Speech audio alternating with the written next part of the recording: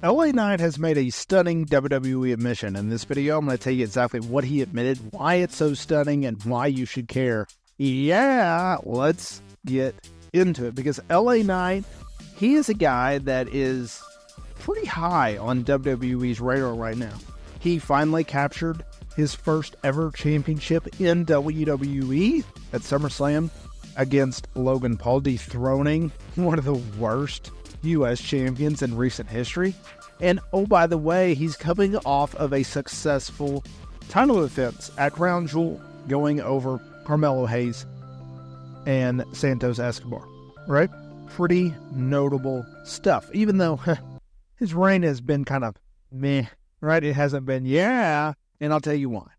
While yes, LA Knight has made multiple title defenses on television since winning the championship at SummerSlam, what has he really done in terms of notable title defenses? Sure, open challenges work. The reason that they work is twofold. One of which they get the champion consistently defending his championship on television. That's always a good thing. You don't want inactivity when it comes to your champions. You want them to be front and center. You want them to be able to put the title on the line, lose at any given time they step into the squared circle, and more importantly, back up the belief that the title means something. Also, with open challenges, it gives talent opportunity. It gives established talent opportunity to be on television in a prominent role in a prominent match against a prominent figure with a prominent title on the line, something in which they can grasp, they can reach, they can grab. But it also gives unestablished talent, or talent that maybe haven't been used in a while, or there's really no clear-cut direction for them. They're on television, and they're used, and they're booked. That's the beauty of open challenges. In LA Knight's case, yeah, he's been active, but what's the problem with LA Knight's defenses? Well, he's beaten people, and they're not really established. And if he does defend them at a PLE, a la Crown Jewel, it was in a triple threat against Carmelo Hayes, who really hasn't done anything on the main roster, and Santos Escobar.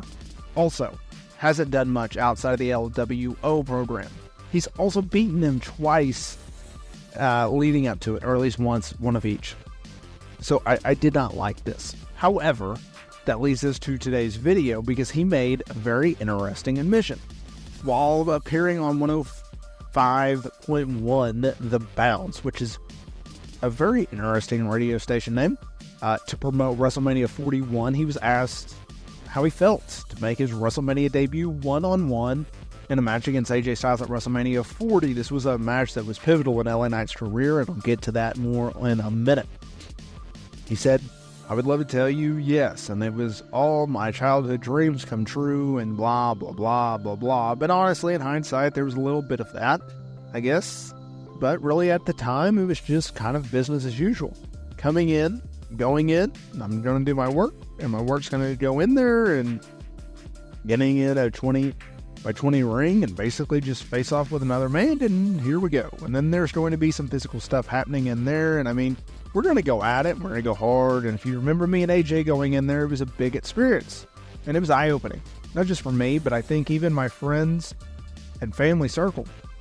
There were new fans made. My mom, for instance, not historically a big wrestling or WWE fan, but after going to WrestleMania now, she's like, oh my God, it's all I can think about. It was so fun.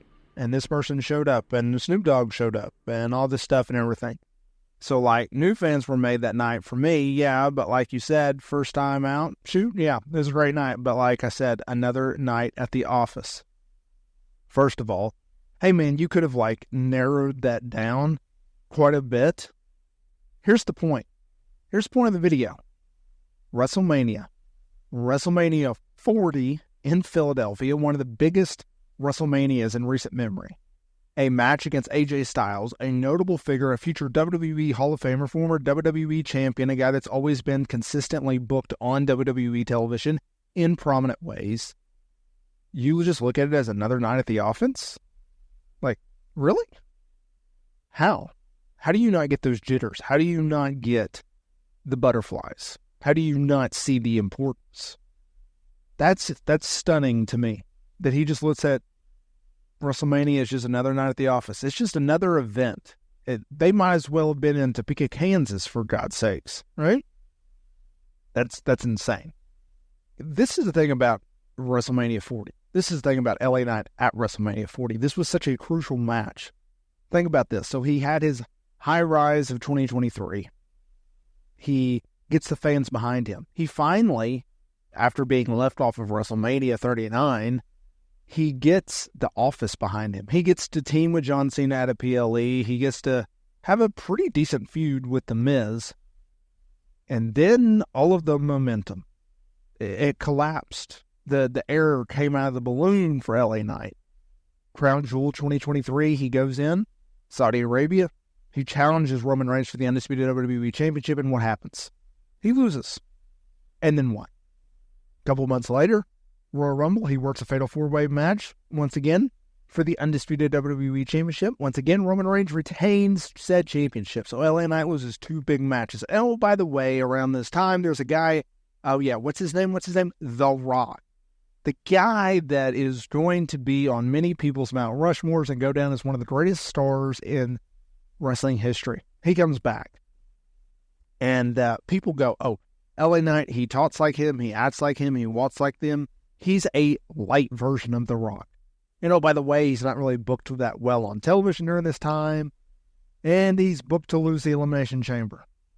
Then he goes into a program with AJ Styles. And that's what turned everything. That was what clicked. Because that match with AJ, it got LA Knight back on television in a prominent way, in a program that was prominent against a prominent name at WrestleMania. A crucial spot on the card. An important spot on the card. It's not easy to get on the WrestleMania 40 card. It's not easy to get on any WrestleMania card outside of a Battle Royale or when WWE booked 1,000 hours of PLEs. No. He was booked in a prominent match against AJ Styles, and he beat AJ Styles. And it revamped his career. He started winning more matches. He started being featured on television in prominent ways and getting TV time and promo time. And then he goes on, and he wins his first WWE Championship. He beats Logan Paul at SummerSlam, another prominent name at a prominent event. That's how important this match was. Yet for LA Knight, it's just another night at the office. To me, that's pretty stunning. Let me know down in the comments area below, what do you think about LA Knight's comments?